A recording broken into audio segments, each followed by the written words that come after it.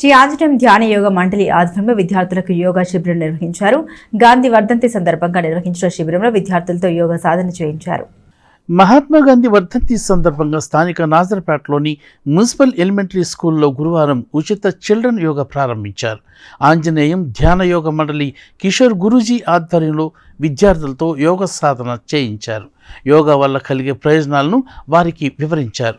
కార్యక్రమంలో ఏలూరి సావిత్రి విద్యార్థులకు బిస్కెట్లు, చాక్లెట్లు పంపిణీ చేశారు. యోగా శిబిరం వారం పాటు నిర్వహిస్తున్నట్లు తెలిపారు.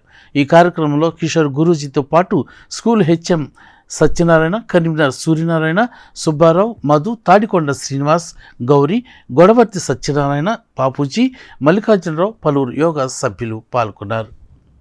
84వ children yoga municipal elementary school నాదర్పేటలో ప్రారంభించాము.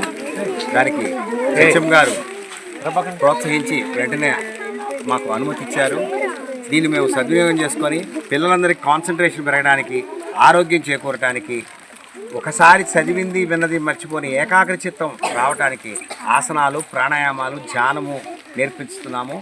తెనాలి పట్టణంలో ఉన్నటువంటి బాలబాలికలు, ఇతర విద్యార్థులు కూడా అవకాశం ఉన్నవాళ్ళు తప్పక ఇది హాజరవచ్చు. ఇది ఉచితంగా నిర్వహించేటువంటిది.